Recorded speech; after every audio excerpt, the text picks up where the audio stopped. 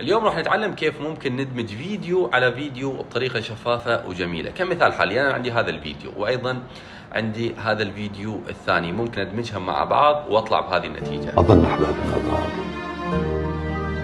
حبيبي قلت لي باكر أحبك كثر ما أكذب، ولا تحزن ولا تسهر. وش اللي جاب هالضرب؟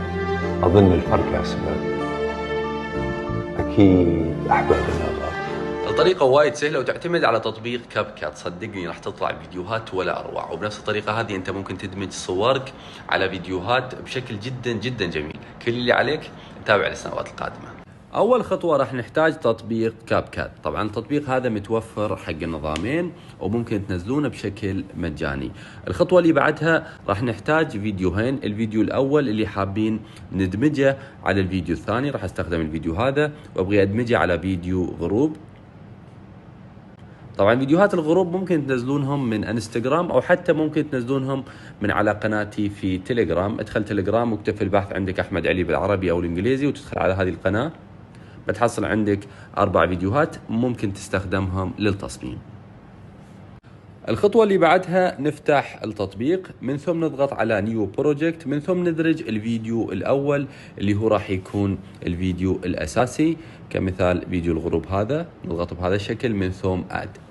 الحين من خلال الاعدادات اللي موجودة في الاسفل نضغط على خيار اوفرلي، من ثم نضغط على اد اوفرلي، من ثم ندرج الفيديو الثاني هذا هو بهذا الشكل، نضغط على اد راح يكون عندنا بهذه الطريقة. ممكن نعطي زوم ونضبط مكانه نخليه فوق بهذا الشكل. ايضا انت ممكن تعطي زوم حسب ما تشوفه مناسب. انا ابغى اكبر الفيديو شوي اكثر. الخطوة اللي بعدها اتأكد انك ضاغط على ثاني لير بهذا الشكل، من ثم خلال الاعدادات اللي موجودة في الاسفل عندك سير على اعداد الماسك، اضغط عليه، من ثم اضغط على اول خيار وبعدها نزل السهم هذا للاسفل عشان يعطيك تدرج بالشفافية بهذا الشكل. ومن خلال اللاين الاصفر ممكن ايضا تتحكم بالتدرج، فانت ممكن تخليه متدرج بشكل مناسب لك بهذا الشكل. من ثم اضغط على الصح. الحين من نفس الخيارات ترجع للخلف وتضغط عندك على خيار سبلايس، هذا الخيار بعدها ممكن تتحكم في شفافية الفيديو بشكل كامل، ممكن تنزل من شفافيته بهذا الشكل. وايضا عندك اكثر عن ستايل للفيديو، ممكن ايضا تختار تشوفه مناسب للفيديو. كمثال نحن نبغى اول واحد ولكن نبغى ننزله اكثر بهذه الطريقة وخلاص تقريبا الفيديو صار جاهز. يعني لما الاعتماد على الافقي.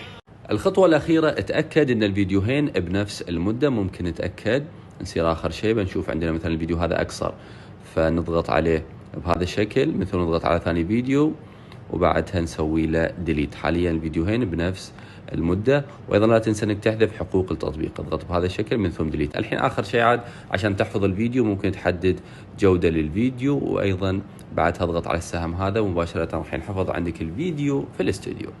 عاد لو كنت حاب تدمج صورة على فيديو فبنفس الطريقة تماما. أول شيء تدرج الفيديو المطلوب، من ثم تضغط على اوفرلي اد اوفرلي وتدرج الصورة. كمثال هذه الصورة بهذا الشكل، نعطي زوم نضبط القياسات، من ثم نضغط على الماسك. وبنفس الطريقة تماما ممكن تدمج الصور.